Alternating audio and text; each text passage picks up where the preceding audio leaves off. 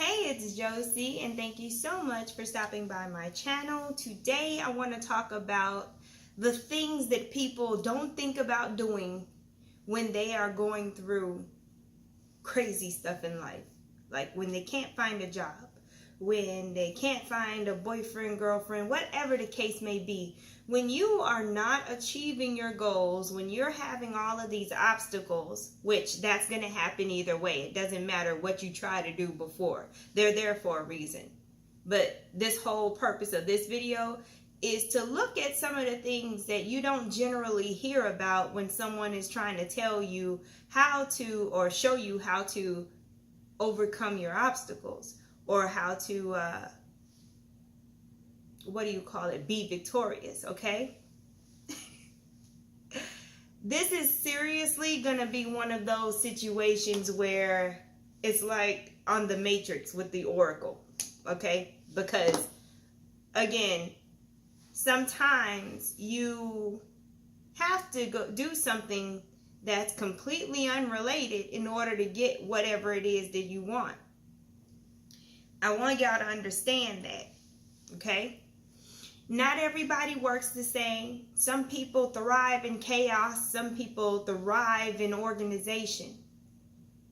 But there are some things that you need to look at, take what resonates and leave the rest, that you're not looking at when you need to get through something, okay? So we're going to start off with, maybe you've been applying for a whole bunch of jobs and you can't seem to get a job. Well, because of the fact that your work life is literally on the same axis as your home life, you need to look at what's going on at home. If you cannot get a job, if you cannot get, whatever career you're out there searching for, the place to look is in your home. How is your home? You see what I mean? Is it harmonious? Is it healthy? Are your relationships with your nuclear family, the people that live with you, are those relationships healthy? Because your home life reflects your public life. This is why when children go to school, they pick up other behaviors from other children that live in other households. Because you're going to act out whatever it is that's happening at home, out there in the job sector, out there in your career sector, in the public. So regardless of if you put your information out there or not, people are just gonna know by your energy, by your level of enthusiasm, motivation. There's a difference between going for something and being desperate. Okay, it can be sensed. So if you're out there looking for a job because your ship is sinking at home, it can be harder to find one. So you're going to have to adjust the way that you see things when it comes to whatever disaster may be happening at home. Control what you can control and change your perspective. Because if you are out of control on the inside, the way you feel, the way you think, and all this and that, oh my God, I need a job, I can't pay my bills, my car is about to be repoed, oh my gosh. If you go out there with that oh my gosh energy, it's going to put people off to you. It's going to be like, oh, they're a mess. I don't want that mess to mess up my stuff. You see what I mean? Or they're a mess. I don't want to do business with them. They want it too bad. There's something going on behind the scenes, right?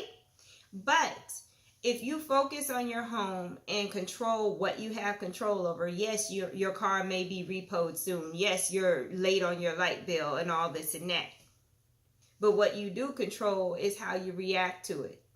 You can either be one of those people that is yelling at your kids and you're blaming everybody for what's going on and all this and that, and you're just being a tyrant because your situation is giving you that permission to be a tyrant, right?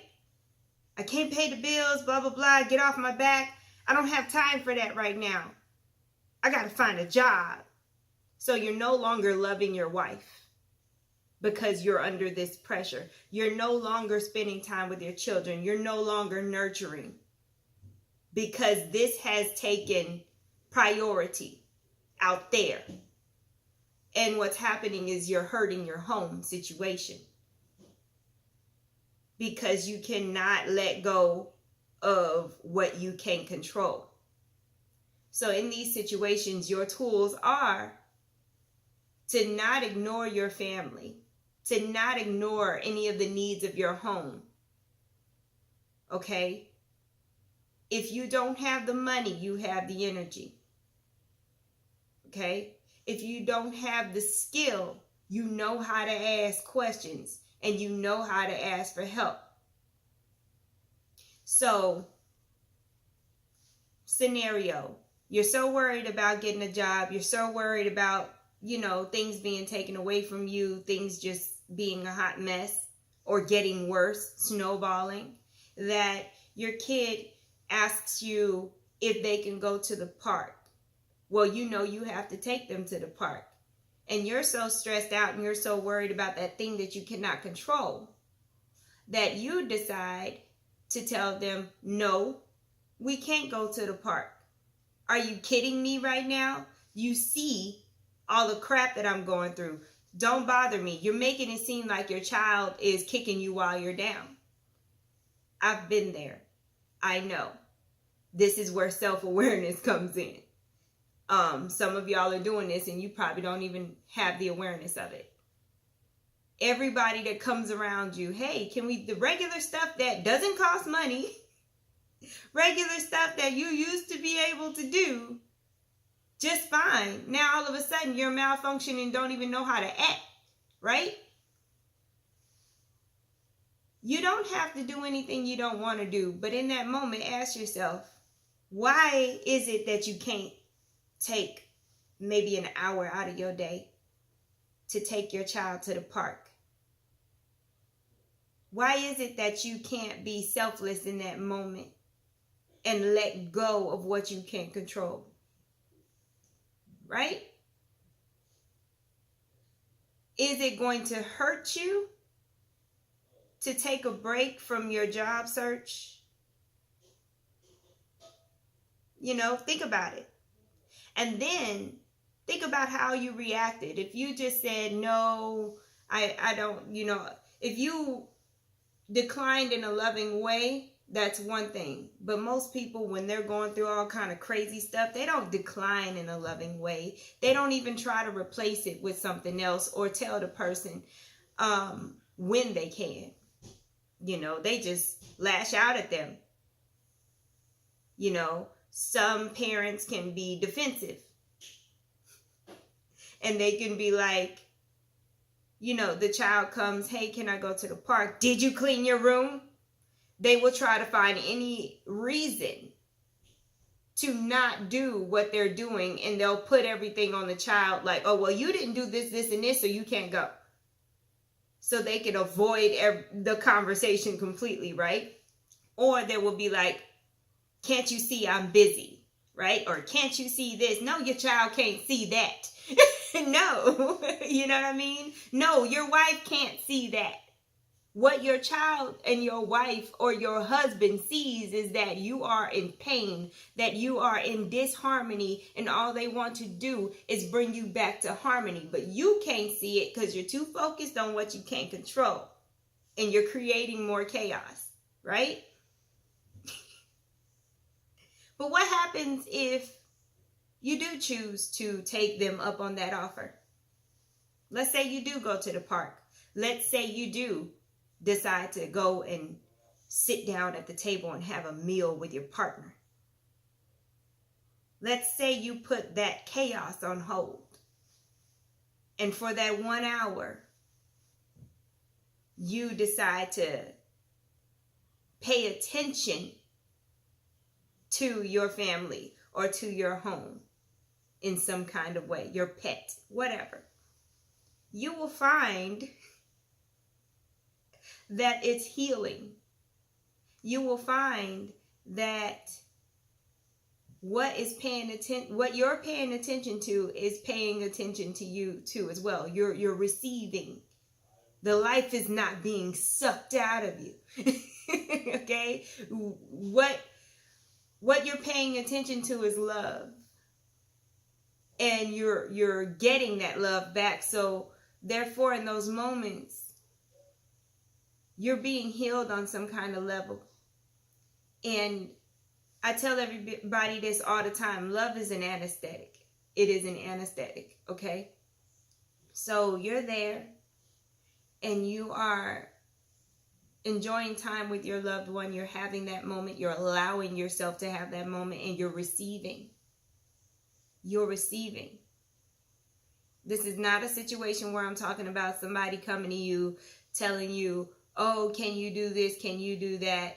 Let them have their independence. This is a completely different situation. We're talking about you right now. We're not talking about codependent people or none of that. Okay? When you allow yourself to have those moments in your home life, when you go with love, no matter what kind of hell you're going through,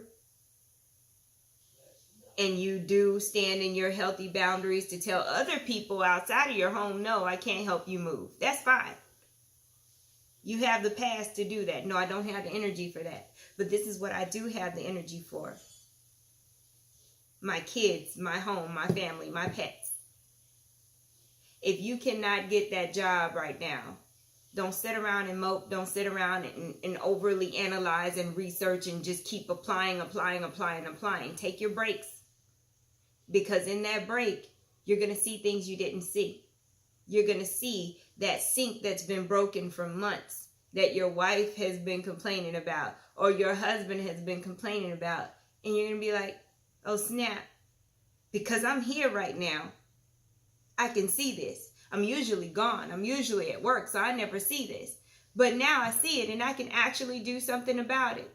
Now I realize, big deal, right? Realize what needs to be fixed. And I could have done something about this a long time ago. But don't kick yourself while you're down. Just get it done. Take that time to get it done. Because you'll feel better. Because you accomplished something and you were productive. And then the next time you go out there to an interview or to, networking or whatever, you will feel more confident. You won't be so sensitive to rejection. You see what I mean? Like, it will change and you will attract what it is that you need. You cannot ignore one area of life just because you're desperate for another area of life. There has to be balance, okay? There has to be balance. And this goes for any situation. Any situation. This is how you get over your obstacles. If you've got some mental thing going on where your past is still an authority over your life, it's not going to help if you just stew in it or if you just let it happen when these thoughts come up. You've got to actively do something about it. So if the past has authority over your life, that must mean that there's something that you need to be doing in the present to alleviate it. Either going to counseling to talk about it so you can get that feedback, hearing your own voice, getting that, worked out, right? Listening to affirmations, actively combating those past situations. The past lives are not going to be balanced. The past lies are not going to be balanced out by you feeding them with fear and analyzing them and just focusing on them. The way that you can transmute your past lies, okay, are to tell yourself the truth in the present, okay? And honestly, those were not lies in the past. It was just your past life. It was the truth then, but it's no longer the truth now. And this is why you have to give yourself your new truth. You have to actively do it. Stand in the mirror. I am financially responsible. Okay? I am able to love someone. I am beautiful. I am. And you're going to have to do that every time the past authority wants to come and be a bully to you. This is the work. For every area of life, there is an opposite area. And in order to move forward, you're going to have to look at things that you don't even think you're supposed to look at. If you want to be a superstar, you think you got to be everywhere in front of everybody showing them what you got, right? Naturally, that's how you do that. Consistency, right? I got to constantly be out there showing everybody what I have because I want to be a star, right? Well, how is that going to work out for you if you're constantly out there showing everybody what you got? You're going to disappear. You got to constantly be in there showing you what you got too. You can't just give without receiving. You want to be a superstar. But if you're constantly out there showing people what you got and you're ignoring yourself, you will basically disappear. You know? Balance. I believe in this heavily, and I tell a lot of people this, and this is for one of my friends. I'm going to repeat it again because a lot of times when people come to me for readings and things like that, I will have a moment outside of the cards, outside of intuition, and I'll be like, is your house clean? You know, how are you on your personal hygiene? Yeah, I know we're talking about how you want to go and create this new event and help people and all this and that, but how are you doing? How well are you taking care of yourself? What's happening with you right now? Did you eat this morning? Or did you forfeit that for your dream? These tiny things that people totally ignore because you're on your grind, right? Your grind. It's so hilarious thinking about it. But, you know, are your basic needs met? Because if they're not, you're no help to anybody. Okay? The universe is not going to give you something if you're all raggedy and not even functioning at an optimal level. Don't ignore yourself, your needs, your home, your family. Okay? Just because you want something out there. You gotta attract it to you. And you know what? This gets under my skin too. Because people, they're all like, you gotta be what you want. You're not gonna be a Supercuts that you're trying to franchise. You know what I mean? If you're trying to own a Supercuts, how are you supposed to be a Supercuts, right? So I'm trying to make this practical for you. So what that really means is that you gotta be the owner. Own yourself. Own your actions and the way that you speak, because you're trying to own the Supercuts, right? You're not actually trying to be a stylist or anything like that in this situation. So in order to be that Supercuts, you're going to have to own yourself. Think about all the things that go into owning a Supercuts. You got to be responsible financially. You're going to have to manage people, all kinds of stuff. Do that in your life right now. Be responsible with finances. You know, manage the people in your life right now that you can, that you're supposed to be managing, whether you have kids, a family, whatever. At your current job, you know, be that leader, even if you're not in a leadership position. That is how you become the Supercuts that you want to purchase. Okay? Do all the things that you would want, that you're going to be doing in this new energy that you're trying to bring in. So if you want that love of your life, no, you're not going to become them. We're people. We're multidimensional beings. You're not going to become the person you want to be with. The key is to treat yourself like you want that person to treat you. Okay? You don't have to be that person. You're attracted to people a lot of times because there's something about them that's unique. Right? So no, you don't want to be that person. You want to treat yourself like you want the person that you are calling in, your soulmate, twin flame, whatever. Treat yourself like you would imagine that person would treat you. So if you expect that person to have good looking feet, keep your feet looking good.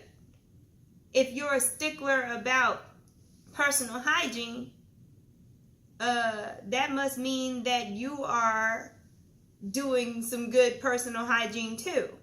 You know what I mean? Be your expectations. And you will call in whatever it is that you need sooner. You want love in your life, be love.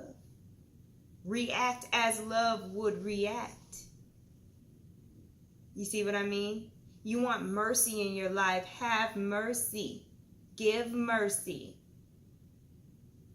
Because when you're going through all kinds of crap, it's really easy to add more crap. It's really easy to react in a negative way. You know, a lot of times people don't even know what's going on in your life. They don't deserve you lashing out on them. Your friend calls you. Your friend calls you, hey, there's this party that's going on this weekend, blah, blah, blah, right? And you tell them, you know, you're being an ass for inviting me to a party when you know I don't have any money. They don't really know that. They knew you didn't have money probably last week, but that could have changed. You see what I mean? You're lashing out. So instead, just decline. Oh, I'm not able to go. Thank you for letting me know about it though. And also have that optimism that by the time that event happens, that you can change your answer and actually show up. This is how you get what you want. As of right now, I can't, I'm not going to be able to commit to this. But if anything changes, I will let you know. Just by saying that, you are opening yourself up to that change. And you might be able to show up at the last minute. But when you get pissed off at people over stuff that they don't even know is going on, because it's not happening in their life, it's happening in your life. When you get pissed off with the people around you because they don't know what's up, you're just adding to your misery, right? So I want you to look at these things.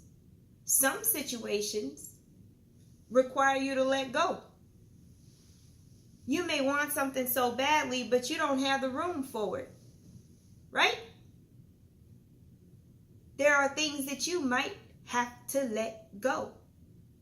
You might have to leave the job that you can't stand in order to start the business that you want to start. You might not be able to transition in a logical way.